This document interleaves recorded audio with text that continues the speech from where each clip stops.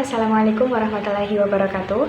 Alhamdulillahirrabbilalamin. Wabihi nasta'inu ala umuri dunya waddin. Wassalatu wassalamu ala asrofil anbiya'i wal mursalin amma ba'du. Pertama-tama dan yang paling utama, marilah kita panjatkan puja dan puji syukur atas kehadirat Allah Subhanahu wa Ta'ala, sehingga pada kesempatan kali ini kita dapat melakukan aktivitas seperti biasa dengan keadaan sehat walafiat. Shalawat serta salam semoga senantiasa tercurahkan kepada junjungan kita Nabi Agung Muhammad Sallallahu Alaihi Wasallam yang telah membawa kita dari zaman jahiliyah menuju ke zaman yang terang benderang seperti sekarang ini. Baik, sebelumnya perkenankan saya Prihatini dari kelas 3 PAID dari Universitas Islam Negeri Profesor Kiai Haji Saifuddin Zuhri Purwokerto. Video ini guna memenuhi tugas mata kuliah sumber belajar PAI berbasis multimedia. Jadi video ini akan berisi jawaban-jawaban saya terkait dengan soal UAS mata kuliah sumber belajar PAI berbasis multimedia. Baik, untuk nomor 1 dengan pertanyaan atau dengan soal bagaimana pertimbangan utama apa yang akan saya lakukan ketika akan mengembangkan sumber belajar PAI berbasis multimedia.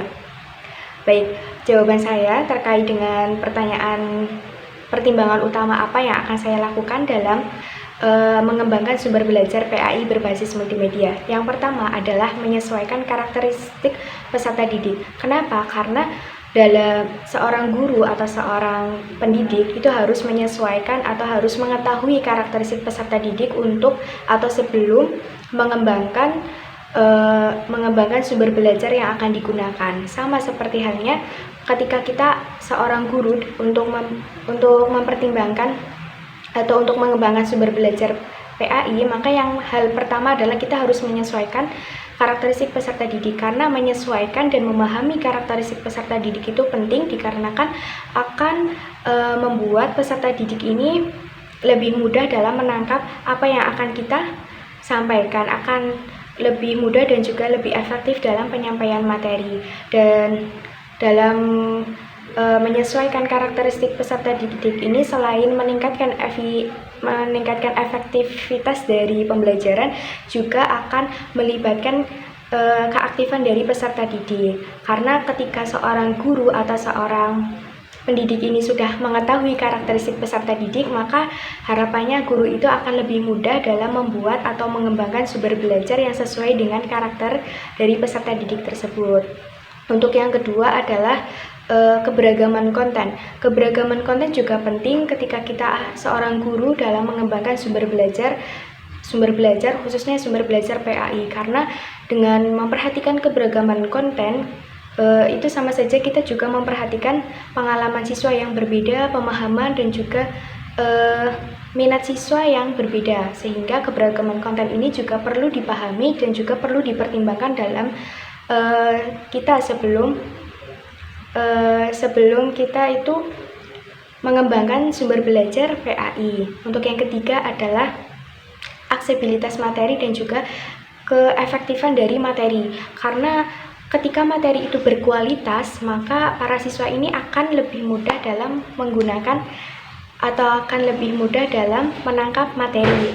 Sehingga memperhatikan materi dan juga aksesibilitas materi itu juga sangat penting.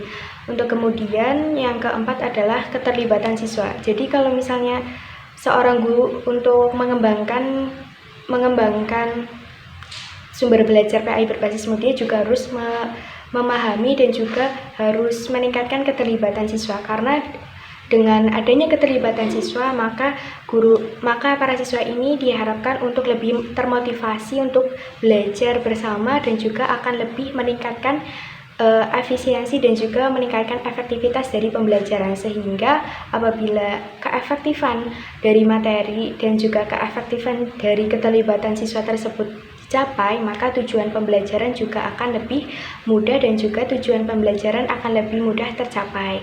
Kemudian untuk nomor 2 dengan pertanyaan atau dengan soal pengembangannya seperti apa yang akan saya lakukan pada mata pelajaran fikih, SKI dan juga akidah akhlak dan apa metodenya dan jelaskan penggunaannya. Baik, untuk yang pertama adalah pada mata pelajaran fikih. Pada mata pelajaran fikih, saya memilih tema pembelajaran yaitu mengenal tata cara berwudu. Sedangkan capaian pembelajarannya yaitu agar peserta didik ini mengetahui dan mengamalkan tata cara berwudu yang baik dan juga benar. Untuk penggunaan media atau pengembangan media pembelajarannya, saya menggunakan pengembangan media pembelajaran video, audio, visual, yaitu dengan menggunakan aplikasi YouTube. Cara penggunaannya yaitu guru atau pendidik ini membuka konten-konten yang ada di YouTube yang sesuai dengan materi terkait dengan wudhu. Setelah itu siswa disuruh untuk melihat tayangan atau melihat materi yang ada di YouTube tersebut, kemudian guru itu menjelaskan. Setelah itu yang kedua adalah mata pelajaran SKI atau Sejarah Kebudayaan Islam. Pada mata pelajaran Sejarah Kebudayaan Islam, saya mengambil materi terkait dengan mengenal tokoh terkenal dinasti Umayyah yaitu Umar bin Abdul Aziz.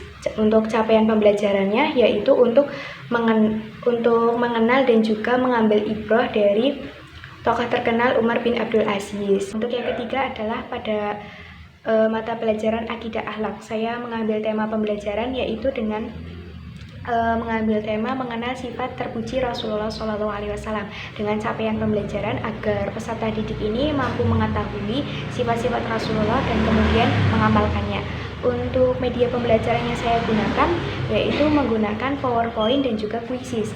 PowerPoint digunakan untuk sebagai ringkasan dari materi agar peserta didik ini mampu membaca sendiri dan juga agar peserta didik ini mampu atau tertarik dalam pembelajaran. Kemudian untuk Quizzes saya gunakan untuk evaluasi pembelajaran, yaitu untuk memberikan soal-soal kuis kepada anak-anak.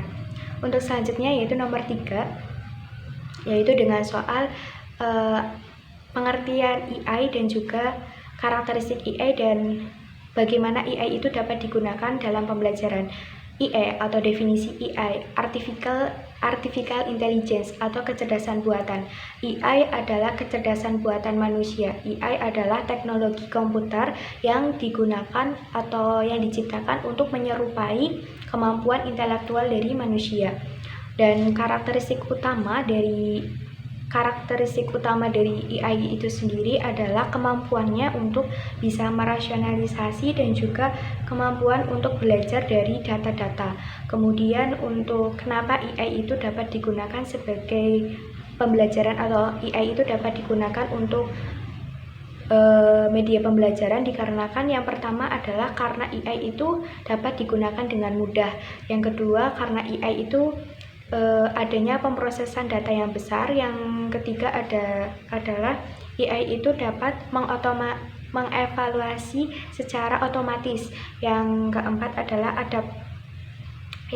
adalah adaptasi dari kebutuhan. Jadi misalnya siswa ketika ada kebutuhan terhadap materi pembelajaran, siswa ini dapat menggunakan AI untuk mempermudah atau mengefektifkan pembelajarannya, seperti itu. Mungkin itu saja jawaban dari saya. Kurang lebihnya saya mohon maaf.